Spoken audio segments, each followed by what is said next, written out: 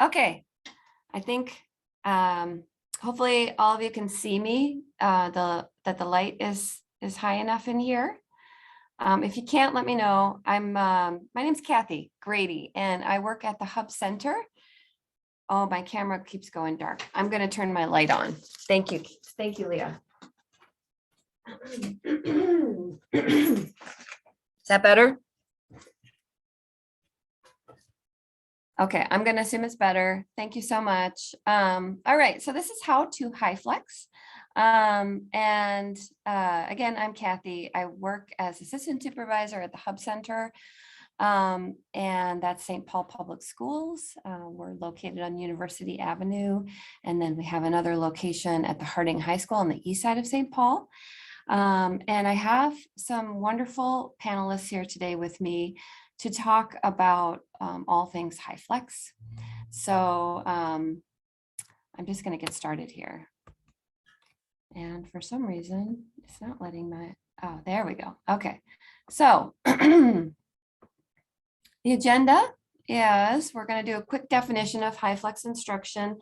This session is for all levels of instructors. So whether you have no experience with Hyflex or you are an expert, I think hopefully there's something for everyone. I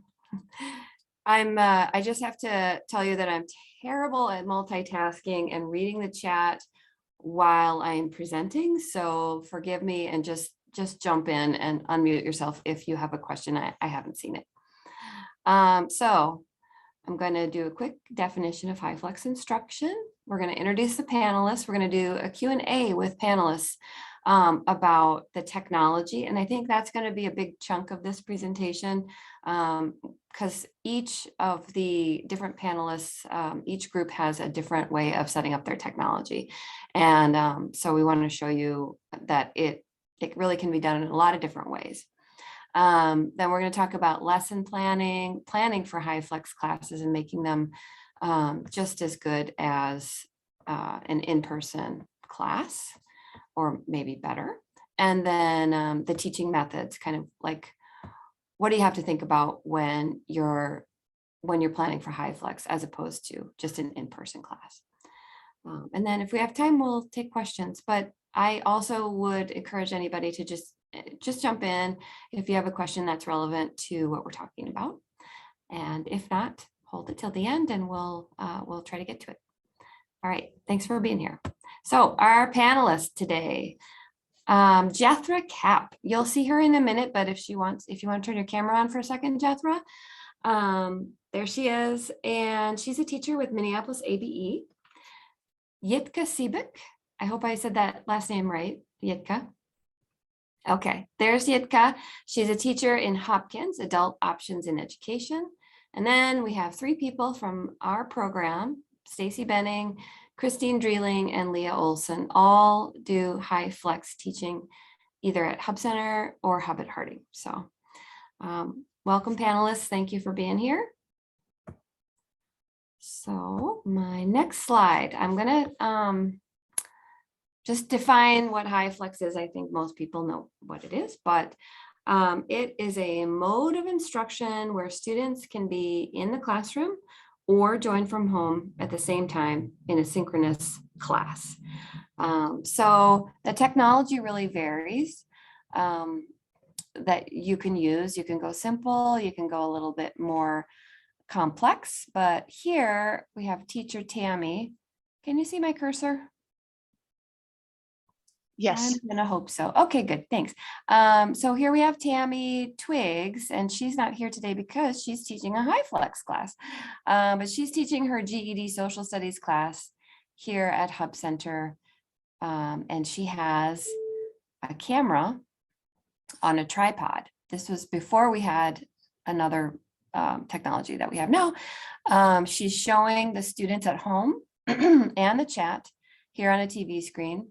She's showing her lesson on the whiteboard with a projector, and then you've got the students in the class. So I'm going to move to the next slide. So why offer Hyflex classes? There's some pretty obvious reasons. There's a lot more flexibility for learners. They can come in person if they feel they learn better that way. But then if there's a day that they don't have a car or they can't get to class for some reason, their daycare falls through, they can join online. And then for students who just want to join online all the time, they can do that. And they can go back and forth depending on the day, online or in-person attendance. It eliminates some of the barriers to participation, childcare, transportation. I mean, you kind of, sometimes it's a little bit hard when students don't have childcare and even when they're online. So, but I think they can still get something out of it, even if they've got kids screaming in the background. You just have to mute them. And so I'm just wondering, I'm going to open it up real quick to any panelists. Any thoughts, additional thoughts about why we would do Hyflex classes, why you'd want to do it in your program? Yes, Yitka? Sure. Yes. I would not definitely underestimate the fact of flexibility.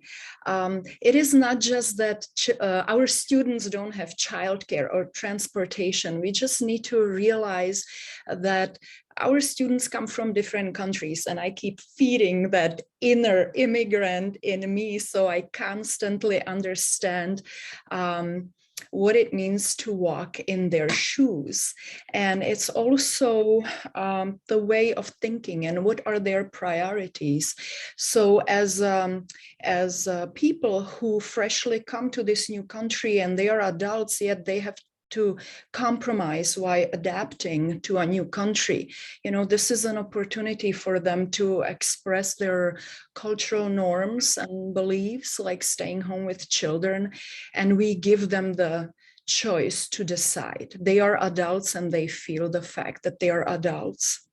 Also, I wanted to mention that a week ago, some of my coworkers returned from Seattle from the COABE conference, saying that one of the takeaways was our students need to be really good with digital technology. The digital literacy needs to be really good. And I sort of for myself call Hyflex a better version of online. So either way, you know, our students work with computers and we help them be ready for their own life, either going to a college or having a job or even helping their own children. And if they join job force, you know, one of my colleagues just yesterday mentioned that some of our students, when they start working, even don't know how to sign in on the computer as an employee. So all that is helping them. And number 3 would be, why should we reverse something that COVID, you know, progressed? If we are working online and with computers, we can add that next step, and that's Hyflex. Thank you. Thanks, Yitka. Wonderful. I'm going to move on. I think that was a good summary, unless somebody has something burning, one of our panelists, they want to add, but we got a little bit of chat going on too. So thank you. All right. So we're going to talk about the technology. Sorry, my phone is ringing. But before we do that, we will talk about the basics of each of the classes. Actually, I think I'm going to change the order here, and I'm going to have the teachers, as you talk about your technology, as the panelists talk about technology, maybe just introduce your class then. So, and what you're teaching and how you're doing it in Hyflex. So I am going to move to the next slide. And this one is just about technology with a picture here of Jethra's classroom at Minneapolis ABE. So I'm going to have Jethra answer these questions first, and then we'll move on to Yitka and then the Hub's teachers. So take it away, Jethra. Thank you. So this is one of my classes. I teach 2 classes in the evening. I'm teaching mostly GED math. And so I have the intermediate and the upper level, the advanced level. Each class is 80 minutes long. And I started experimenting with Hyflex in the summer of 2021 because I was afraid that they were going to force everybody to do Hyflex when we came back in the fall of 2021. So I had extensive support from the technology people at South Campus where I teach in the evening. And I think without that, I might not have been brave enough to jump in. So it turned out that Hyflex is not a requirement, but I have continued doing it. Normally I have about 15 to 20 people online, and I've never had more than 6 people in the room join me. I do have a volunteer with me in the classroom every night. Some of that is for my sanity, in case there's a technology glitch, but the other reason is you can see I'm the one teeny tiny in the upper left corner, and I am teaching off of my laptop. I have the PowerPoint that I'm using on the big screen, which is a Promethean board, so the students in the class can see it. And I have the same PowerPoint then uploaded online so that the students at home can see it. And because I'm not sharing the chat with everybody in the classroom, I feel pretty tethered to that like little workstation in the corner. So having a volunteer makes me feel like the students that are in the room that need something, they get their needs met immediately. So I love having the volunteer support. And then I should point out that there is an owl. It's a little bit hard to see, but it's between my laptop and the second monitor on the table right there. And the owl, if you're not familiar with it, if the students in the room are speaking, the owl is a 360 camera, so it will pick up, it will turn so that the students are not just seeing me, they're seeing their classmates in the room if they're at home online. And then I just wanted to point out or say something additional about the owl. So the owl, I feel like somebody just asked in the chat, I feel like it tracks people pretty well. I just experimented with a brand new owl last night, which was pretty cool. It has a separate camera component, which let me see if I can explain this really quickly. I have not written on that whiteboard, the whiteboard that's kind of front and center in the class.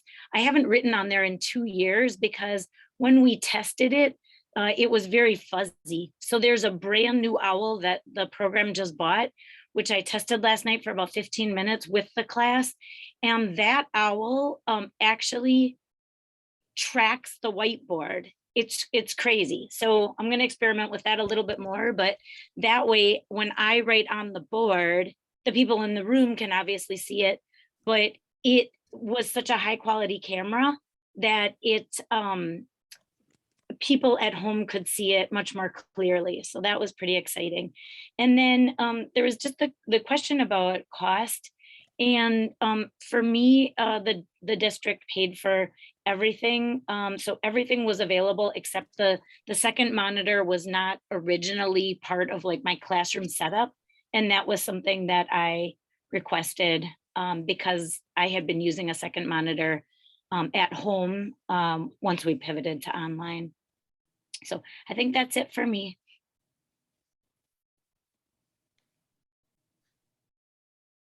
Okay, thank you. Thank you so much. We have a couple of questions in the chat. So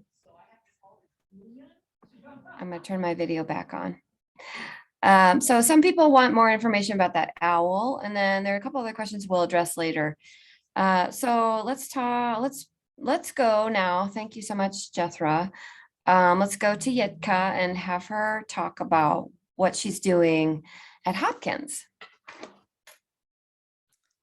Thank you. Thank you again. So there you see, with the technology, I'll just say it's minimal, and that might be just my confusion and forgetting because, again, during COVID, we had to include lots of digital devices. So as you see, quite usual for most of us before COVID, we had everything face-to-face, and I had around 25 students in small groups. I had lots of volunteers.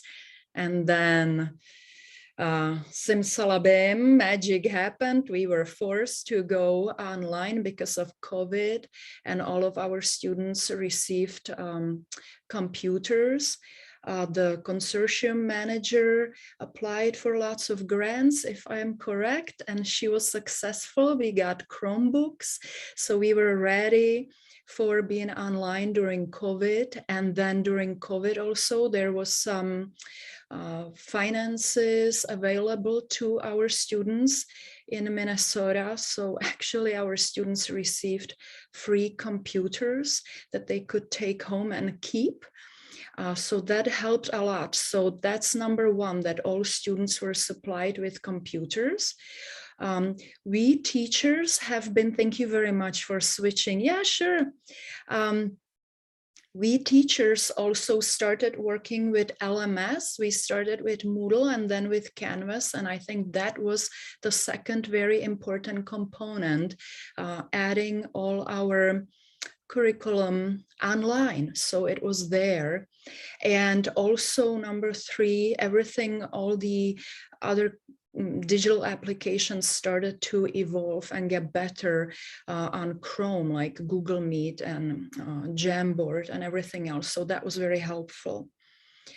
So that was that. So students had computers. I had, as a teacher, or I use my computer and I just added a second screen. All our classrooms already had Epson projectors with white screens. So that's what I keep using. And then perfect timing, that again, our consortium, every classroom received an AV connection for the audio. So I even don't have the owl, because during COVID, we were not able to really mingle around the classroom. So I have my computer, second screen. Students, even those who come to the classroom, come with their computer, and I project on the whiteboard. So it's very simple. And Cathy, yes, that is it. That is really it. And then there might be one more slide that just shows the projector.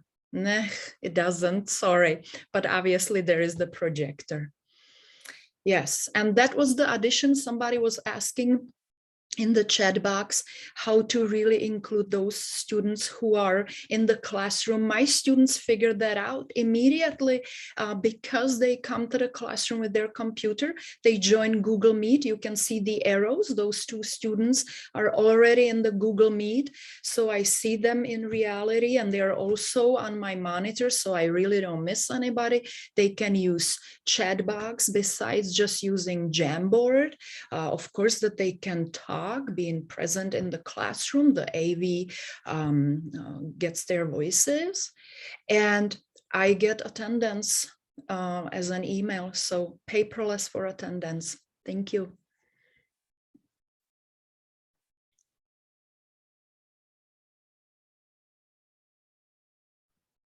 Sorry about that. I'm getting used to the Zoom controls.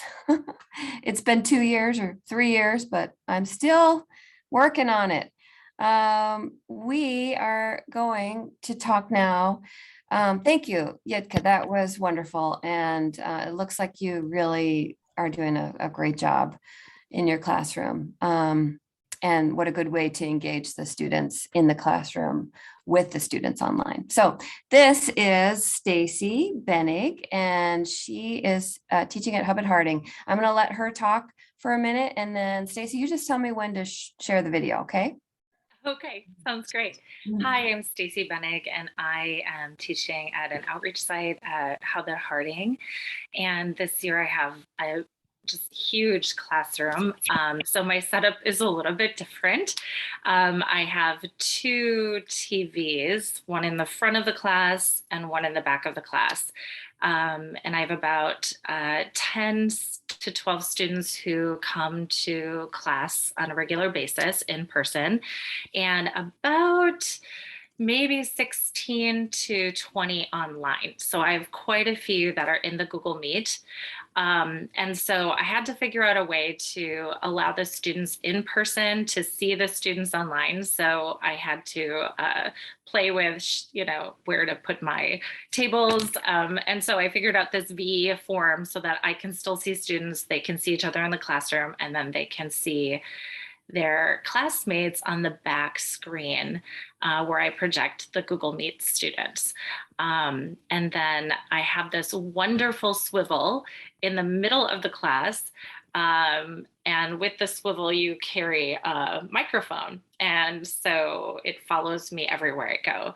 And it just creates a wonderful interactive atmosphere so that students at home can see their classmates, and we can really connect a little bit more. And I can also take off the microphone.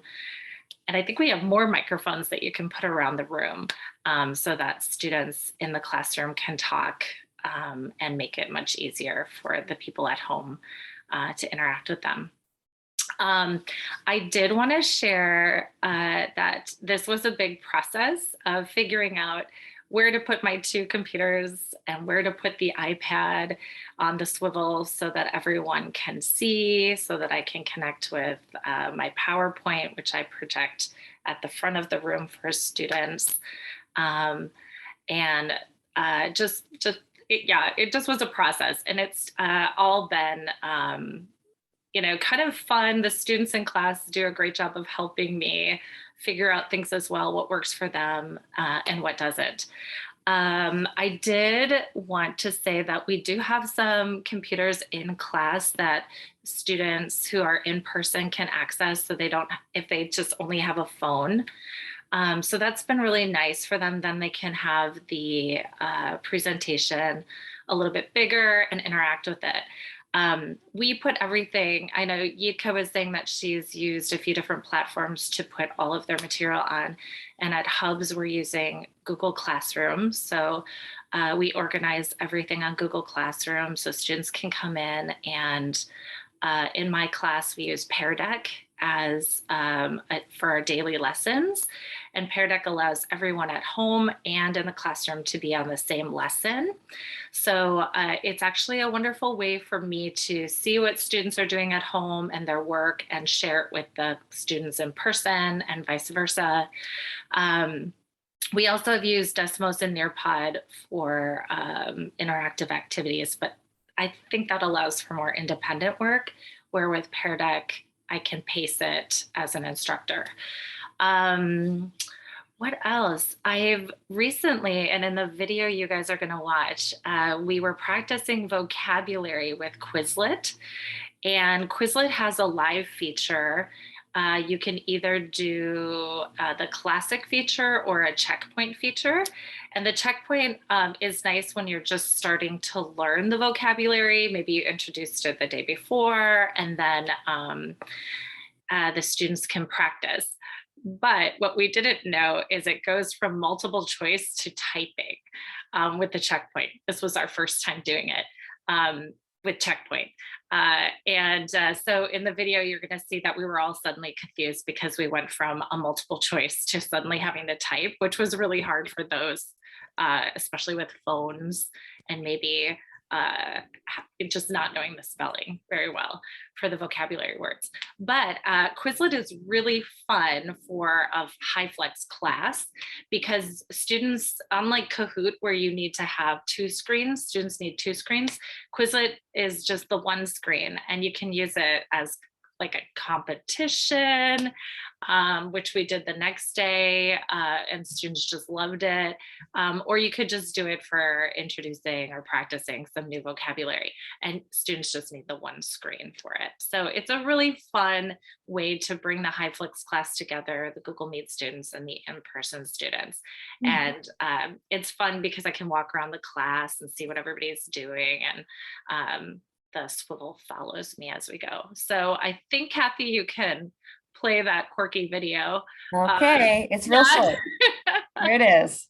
Hopefully everybody can hear it. Horribly embarrassed. Hopefully it will play. Maybe. Oh, and this is a picture of, the front of the class. Yeah, I kept going back and forth on that. Sorry. Advantages is when bad things or something that may make one less successful happens. Do you guys know what Remember, have that notebook open so you can see. All right, next one, signs of a disease or problem. Signs of a disease or problem. Type your answer. So here you guys can see the swivel. So We set up the class. type fast. The swivel should be following me, which it doesn't always. Stacy, does the sound from these students, We haven't had, that's a great question. The swivel will follow. sorry. That's okay. The swivel follows whoever has the microphone. And so it'll pick up a little bit of the sound from the students, but mostly it picks up whoever has the microphone. And we've had fun playing with the microphone to get the swivel to stay in one place if we really want to just only use the board. And for people at home to stay on their Google Meet to see the board, I've had to keep my swivel maybe on a chair, or sorry, I've had to keep my microphone on a chair. Christine's swivel seems to obey her a lot more than mine does, but it definitely, I don't think it picks up a lot of the background noise unless people are right next to the microphone. Could the students wear the little mics? You can actually take it out and hand it to students. Gotcha. And then I know we do have more microphones that you can place around the room, and the microphones have a power button so you can turn them on or off. So I think maybe next week or in May, we're going to play around with that a little bit more. Thanks. Awesome. Thank you so much. Okay, Christine, let's talk about your classroom for a minute. All right. Okay, let me just get organized here with you guys all here. So this is my little classroom. I prefer smaller classrooms if I can have that. I like it more intimate. I have about 8 to 10 students that come in person and maybe 10 to 12 that come online. We started using just webcams and then moved on to the only biggest issue with the webcams is you have to move them manually. Then we moved on to the Owl, which is really lovely. We love the Owl, but there's 2 things that we were lacking at our location on the east side. We were lacking the strong internet connection, and we were lacking really good lighting. And the Owl is dependent on both of those, and it wouldn't work, even though it's a really, really nice sound and really good camera. Everything was excellent, except you need the lighting and the good internet connection. So we moved on to the swivel, which is excellent, especially in a smaller classroom. It works really, really well.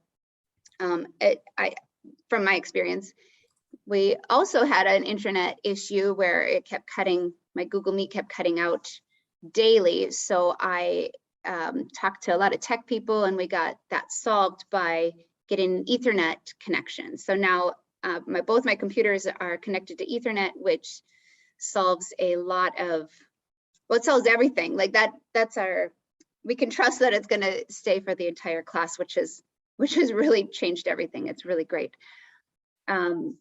We currently, I have the 2 monitors set up. You can see the big TV and the smaller TV.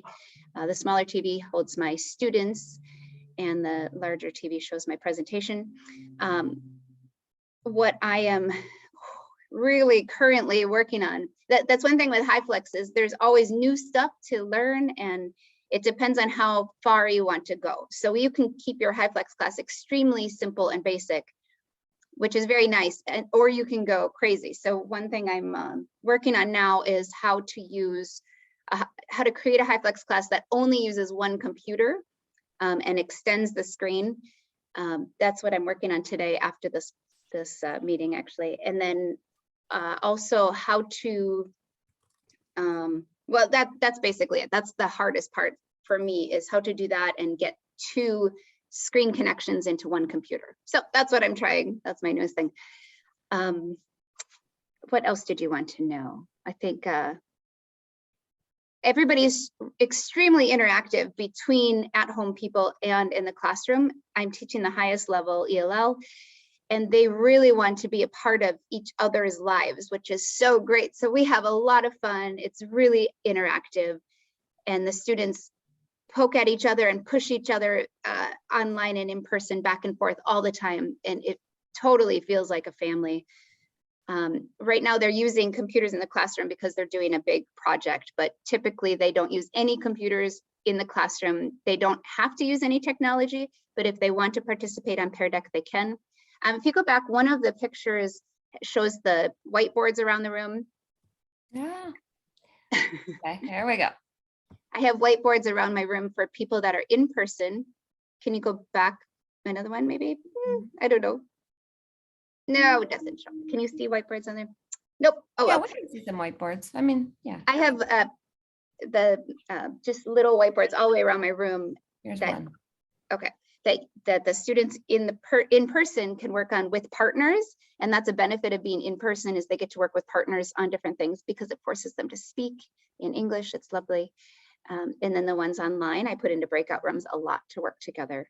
I know some people have them interact across the Google Meet in person and online, and I haven't gotten good at that. I've done it, but I make my students go out into the hall to do it, and I don't know. I haven't found a perfect way to do that yet, but that's why we're all learning from each other. It's wonderful. I have a 2-hour English class and then a 1-hour communication class after. Christine, how well does the swivel show what's on the whiteboard? Did you answer that question? No, it's extremely well. I have had no problems with it. The biggest problem is that I have 3 Google Meets on, and so there are 3 Christines on camera, and so the hardest thing for new students is to find me, like which camera I'm in, and then once they get it, they just flip, flip, flip, flip, and they don't even think about it after the first day that they learn it. So that's been the biggest struggle, but it's nothing. The other students will teach each other, oh, you need to do this, and it's very quick and interactive. Awesome. Okay. Yeah, that's a lot of screens. You have fun, looks like. Thank you so much. Christine has been really, really helpful with the technology. She kind of just took this on and tried out a bunch of different things. And we decided that probably the thing you need most to do a Hyflex class and to do any technology is just basically some perseverance and ability to just jump in there and problem solve. So Christine's done such a great job with that. Thank you. All right, are there any questions right now about the technology that we haven't answered? Just please jump in. I also wanted to just say with technology, getting to know dongles and how they can benefit you has been the biggest gift to me. I've learned so much about how to, I don't have this cord, oh, but I can use the dongle to switch this. And that's been the biggest learning experience for me that has saved us a lot of stress once I've learned it. Okay, I forgot about our other wonderful Hyflex teacher, Leah, and she was going to talk a little bit about her technology setup too. So I'm sorry, I forgot about you for a second, Leah. You weren't on my slide. I felt very left out. And well, the reason that Cathy forgot about me is Christine and Stacy pretty much have it handled. I did want to mention a couple things that I have been using. We do have I'm using the swivel. The setup that Christine just showed is very, very similar to what I do. I teach an introduction to small business class. It's all project-based, so that every day students are doing projects towards either an online bookstore that we're setting up at the Hub Center or on their own business plans. So there's a lot of student-to-student interaction. So the couple things I wanted to mention is with the swivel, we got these additional mics and I did try them out and they are a game changer because now I have students, I have them placed in the room and now students in the back of the room can actually hold conversations with people from the monitor who are online. So I have about 6 people, 6 to 8 that attend online and about the same number that attend in the class, maybe 5 or 6 in the class. So I usually have about 12 students total, and it's about half and half. We do have breakout rooms that we set up for group projects online. I have had students in the class join breakout rooms with a headphones and microphone setup. And that does work. Let's see, what else did I want to add? So the microphone setup, I also joined breakout rooms using a microphone setup. So that's been really nice. And yeah, I think that's it. I think that just the additional components are adding the microphone and headset so that students can join and not have to always be in the Google Meet, just join as needed, and having the mics around the room so that there can be these conversations between people online and in the class. So that's it. Awesome. Thank you, Leah. Yeah, it's been so great to have so many teachers at Hub Center willing to try this out. And so I thank all of you very much. Okay, so let's talk a little bit about teaching and planning specifically. I know we talked a little bit about the teaching part of it, but let's ask our panelists, starting with Jethra.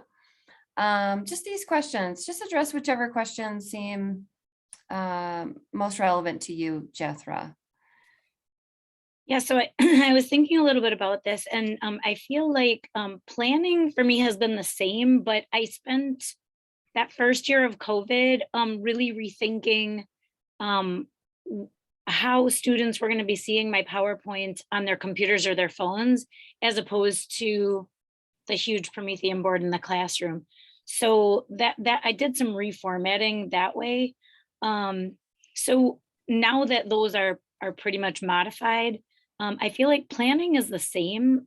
So it doesn't matter whether, I'm planning for the class. I never know who's going to show up in person or online. And so planning for me feels the same.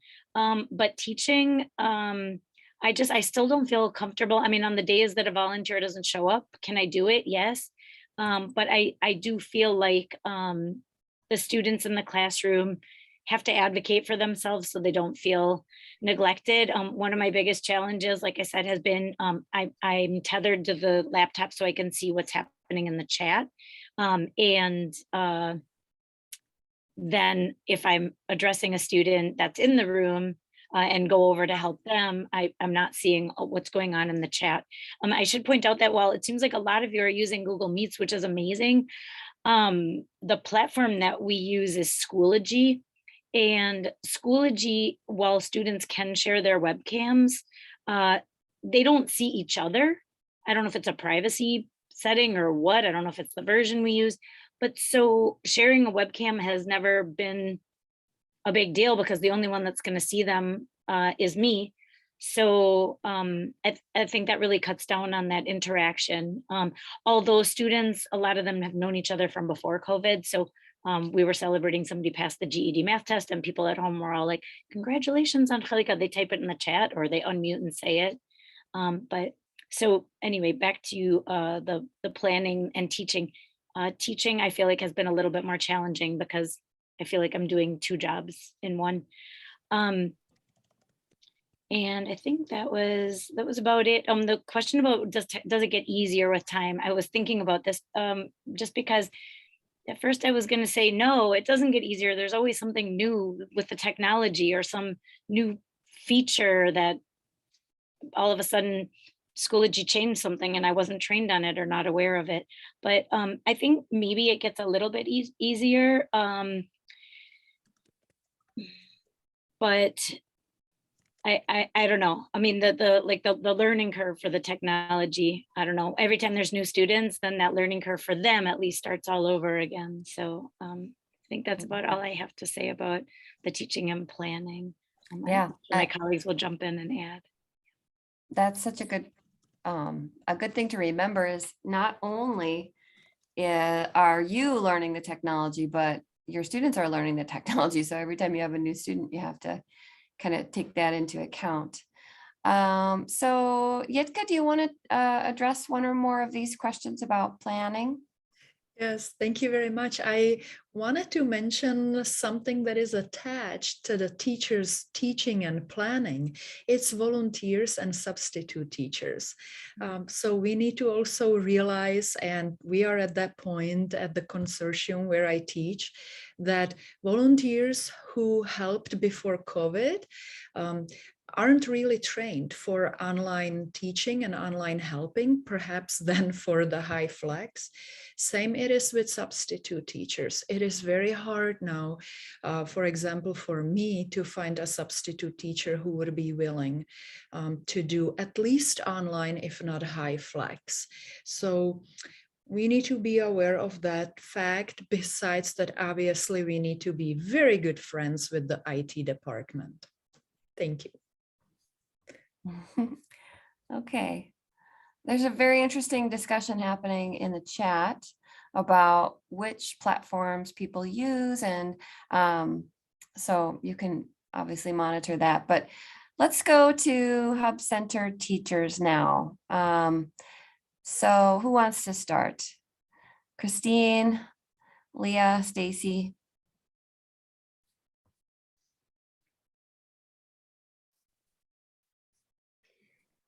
I think one thing we found, sorry, Stacy.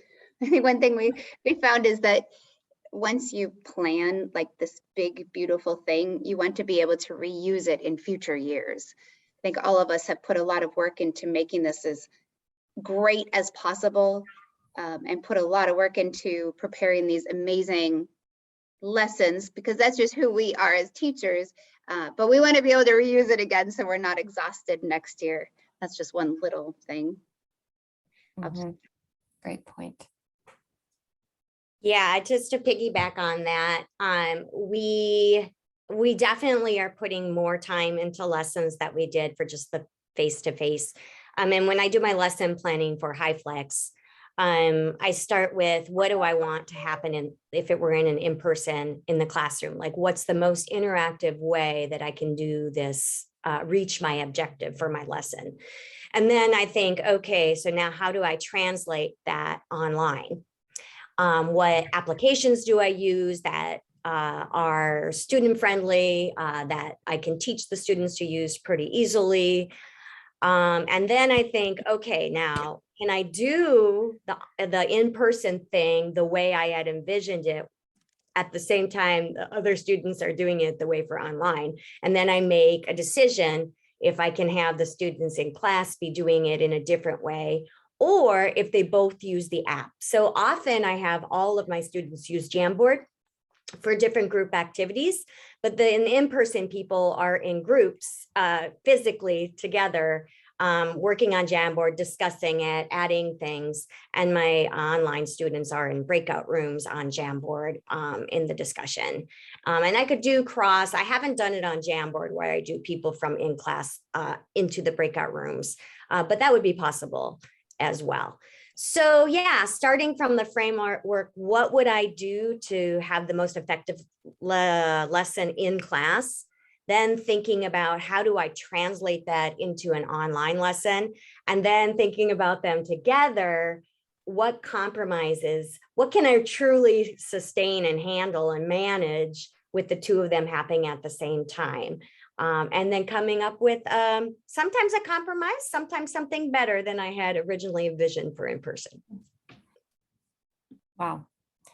That's so cool. Okay, I have a question that's not on here for people, but Christine and Stacy, jump in if you have other thoughts too. But my question is, do you feel more tired after teaching a Hyflex class than you would teaching an in-person only or online only class?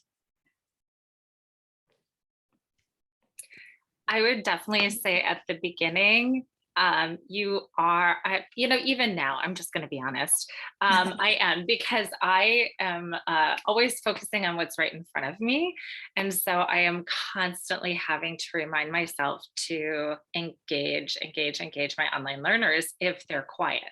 I have some that are always shouting out answers and, joining in the discussion, but I have others who are really quiet, or because I have such a large group of Google Meet students that are online, I can't always get my tiles to like see all of them, or if they don't have their cameras on, I may forget about them. So my, my brain that likes to just focus on the immediate, it really takes a lot of work for me to like make sure I'm constantly reaching out. And then, at the beginning, you're constantly thinking about all of the technology. Did I mute this? Because I have 3 pieces of technology with the Google Meet running.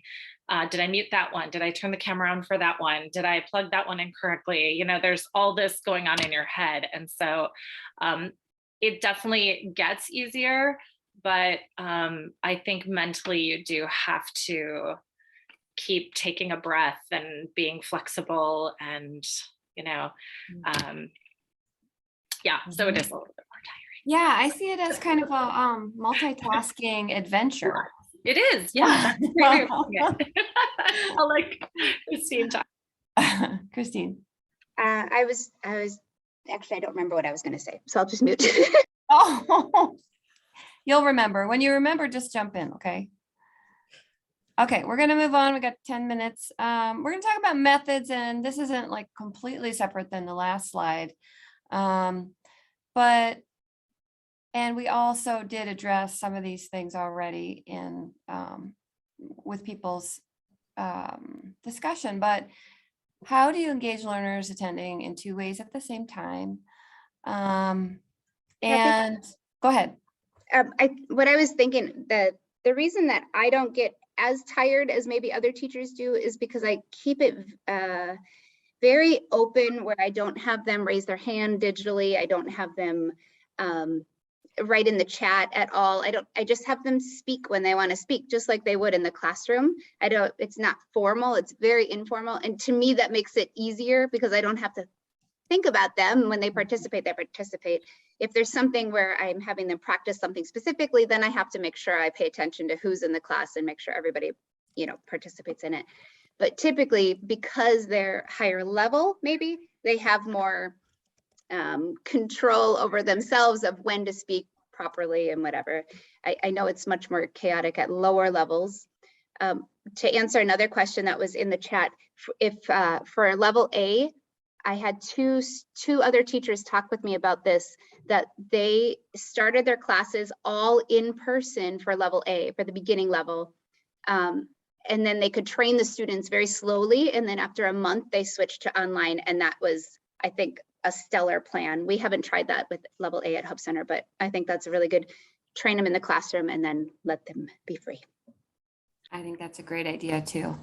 And I personally, like if I did this all the time, I would definitely encourage students to just talk, jump in when you want to talk, because it is really, it's really divided attention. And that's, I said, I can't really monitor the chat and do a presentation at the same time. I wasn't lying there.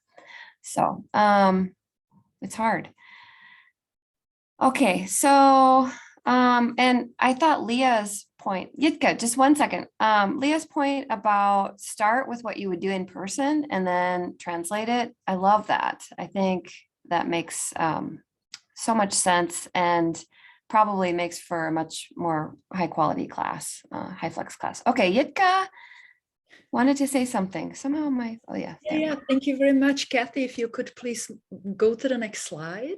Oh, yes. Thank you very much. Thank you. So you might recognize this atlas. Was it like last year in the Language and Literacy Institute? We had the Minds Design Simple Science-Based Strategies for Optimal Adult Learning and Engagement. So that's my mantra now. That's what I keep teaching my students who are not only online, but also in Hyflex. Just because they have this opportunity to choose where they learn, and they now mostly choose because of COVID and bad weather and Ramadan to be at home, I keep telling them, and we keep practicing that They cannot just, cook while listening to me or doing other things, their portion of multitasking, but they have to realize the difference between how children learn and how adults, and all of our students are adults and they have to learn actively. So they know I keep repeating the word active learning, active participation. We have done some activities and explanation reading articles, and then I just keep repeating the word active participation. So they really learn, and though they understand being online does not mean that they can watch TV with their children. Thank you. Very good point. Thank you. Okay. We just have a little bit more time. So does anyone else want to jump in about methods? Yeah, I'll jump in. Okay. I just wanted to address that, like the chat for me, because so many of my students are joining with their kids in the background or they're at work. I think a lot of them will join Schoology with like the audio only. And so because they don't want everybody to hear all the background noise. So for me, they've been extremely active in the chat. I wanted to talk about the engaging both sets of learners at the same time, because what I've discovered is that my in-person students are so much faster to respond than the people online, especially if they're typing. That one of the things that I've had to do is force the students in the classroom to either be patient so that we can wait for some of the people online to do their thinking, or have them engage more with, like I said, with the volunteers that I have each night, so that they don't feel neglected. And if they are done problem solving, the volunteer can push them to think either more deeply or do something similar while they're waiting for the people online to also have an opportunity to respond. Then to the question about if I were training a new teacher on Hyflex, I would say you have to be so patient with the technology, and then recruit others to help you out. I mean, especially if there are other people that are the tech people in your building, or other teachers that are more tech savvy or have used Hyflex before. I think seeing it in action is really important. It lets you think you can do it too. And then that last statement about Hyflex is just an online class that happens to allow people to be in person at the same time. I feel like the opposite is true. I feel like the pandemic forced us to pivot and convert our in-person classes to an online format. And so for me, Hyflex brings back the benefit of in-person learning for those who want it. So, yeah, great. Thank you so much, Jethra. I love that. Yeah, that's really amazing. I think Hyflex is here to stay. So do our Hub Center teachers want to jump in here?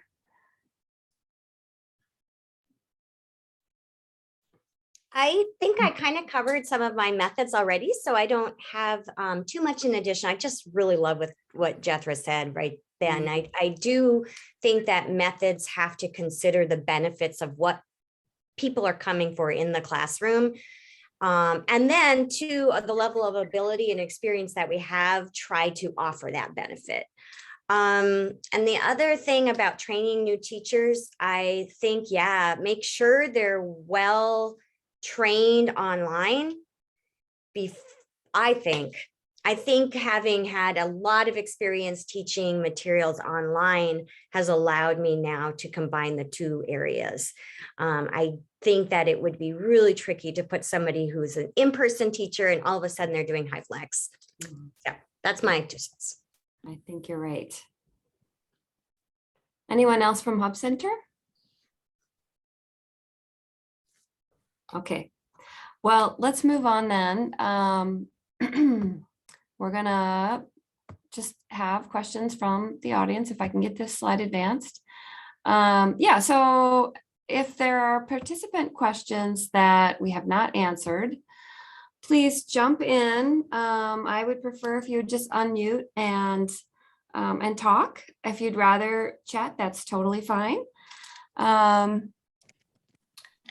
So this is Emily Watts. Can you hear me? Yeah. Hi, Emily. Good morning. I don't need necessarily an answer right now, but one of the things that we're really grappling with is how to bring in substitutes. Oh, So yeah. this is like super awesome. And Yes. trying to bring in subs is a bit of a challenge. And so if offline, if anybody is willing to just shoot me an email and chat with me about that, about their experiences, that would be a really great, we would really appreciate it. And I would too. I mean, I have enough trouble trying to get a sub for just an online class, let alone. That's what I want to say, Leah. Leah just chatted. She's like, sorry, no one teaching Hyflex gets to take a day off. In our program, starting in January 2023, all of our teachers are going to offer Hyflex. So I'll let them know that I'd say about a third of our teachers are doing it right now, and we'll be up to 100. Well, our goal is 100% will offer it starting by January 2023. But it does raise that question then, right? You go into a classroom, somebody needs a day off sometime. So one of the things that has, I mean, I rarely take a day off, but one of the things that we've been doing in our program is just, if there's a day that I can't be there, I just put material for students on Schoology. So they know that instead of coming to the Schoology conference that day, I just tell them ahead of time, like, people, please work on this, like, try this. This is on, it's in that same platform. So they know that yeah, because having a sub try, and even if it were an online only class and not Hyflex, imagine somebody trying to use the platform that you use that hasn't had any experience doing that. So I think at least for me, our program has been very awesome about, if you can't be there, we're not even trying to find a sub. You just post material online. So Jethra, there's a couple questions about then do you collect hours for that, the Schoology work? No, but MobyMax does. Okay. So if I put lessons or activities for them to do on MobyMax, then we do get Proxy hours. But no, unfortunately, through Schoology, it doesn't. Khan Academy, I believe, does, if your program is linked through Khan Academy. Christine had a good point, just train some of your subs on how to do it. I think that's possibly, Christine, easier said than done, because I know for me, if I don't use it every day, I have to relearn it, especially in my old age. But let's I think it's a good place to start for sure. I just want to jump in and, I had an experience of just being ill and needing to teach from home. So there's so much flexibility with Hyflex. So if you just need to jump to a Google Meet and have all your in-person students just move to a Google Meet, that's another option that is really helpful. And I think there's some subs who are willing to just do a Google Meet. Otherwise, I think if you're TVM certified, you can post some independent work as well. Absolutely. Yeah. TVM. And then another thing I don't want to forget is Ruth jumped in with volunteers are really helpful. So, I mean, I'm not saying a volunteer could teach your class, but it's volunteers are a really good thing to remember to include in your Hyflex class. And there was one other thing I was going to say, but I can't remember. Oh, the other thing is, yeah, I mean, the beauty of Hyflex, yes, you can just move the class to online and have a sub do that, or even if you're not feeling well enough to come in and do the whole thing in person, you could possibly teach your class still from home. So, okay, we are at 10:30, but the last thing I want to do is, but before I thank everyone, is just point you to some additional resources that are in our Google Classroom on Hyflex. And then every other month, Kirsten Collins and I have been, Kirsten's from Literacy, Minnesota. We've been hosting Hyflex get-togethers, really informal meetings where people who do Hyflex or don't do Hyflex can just talk and troubleshoot. And so I invite you to those. All of that is listed in the Google Classroom. And I just want to thank everyone so much, all the panelists. You guys were just so great. Thank you so much for sharing your experience and for being our Hyflex pioneers. We just, we wouldn't be able to I mean, our learners thank you, and we all do. So someone asked if the Google Classroom was shared. I'm gonna, let's see, this will be shared, I think, right, Marisa?